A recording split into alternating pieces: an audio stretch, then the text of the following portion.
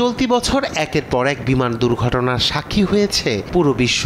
বিশ্বের বড় বড় আন্তর্জাতিক এয়ারলাইন্স থেকে ছোট স্থানীয় বিমান পরিবহন সবখানেই দেখা গেছে দুর্যোগের ছাপ। এবার এই তালিকায় নাম লেখালো কানাডার ডেল্টা এয়ারলাইন্সের একটি ফ্লাইট।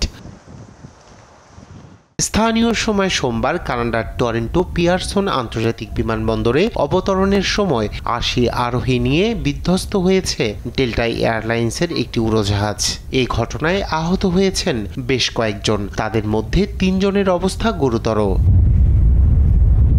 উড়োজাহাজটি মিনিয়াপলিস থেকে আসছিল বলে জানায় বিমানবন্দর কর্তৃপক্ষ। এই ঘটনায় সব যাত্রী ও ক্রুকে উদ্ধার করা হয়েছে এবং এখনও উদ্ধার কার্যক্রম চালাচ্ছে জরুরি উদ্ধারকর্মীরা। আমরা ঘটনা সম্পর্কে অবগত। ডেল্টা এয়ারলাইন্সের ফ্লাইট 4819 মিনিয়াপলিস থেকে টরন্টো যাচ্ছিল। টরন্টো পিয়ারসনে অবতরণের সময় বিমানটি দুর্ঘটনার শিকার হয়। বিমানটিতে 4 জন ক্রু এবং 76 জন যাত্রী ছিলেন, যার মধ্যে 22 জন কানাডিয়ান, বাকিরা বিভিন্ন দেশের নাগরিক। ঘটনার পর দ্রুত উদ্ধার অভিযান শুরু করে বিমানবন্দরের জরুরি উদ্ধার কর্মীরা। আহতদের দ্রুত নিরাপদে সরিয়ে নেন তারা। উড়োজাহাজটি দুর্ঘটনার আগে ব্যাপক তুষারপাত হয়েছে অঞ্চলটিতে। দুর্যোগপূর্ণ আবহাওয়ার কারণে দেরিতে চলাচল করছিল অনেক ফ্লাইট। তবে দুর্ঘটনার প্রকৃত কারণ এখনও জানা যায়নি বলে জানান দমকল কর্মকর্তারা।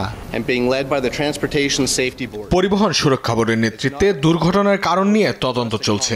এই মুহূর্তে আমাদের মন্তব্য করার উপযুক্ত সময় আসেনি, তবে খুব তাড়াতাড়ি প্রতিবেদন পাওয়া যাবে। তবে প্রাথমিক তদন্ত অনুসারে বলা যায় রানওয়ে শুষ্ক ছিল এবং কোনো আড়াআড়ি বাতাস ছিল না।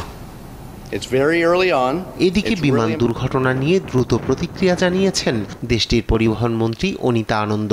ঘটনাটি নিবিড়ভাবে পর্যবেক্ষণ করছেন বলে জানান তিনি। রায়হান কবি শুভ্র, নিউজ ডেস্ক, দেশ টিভি।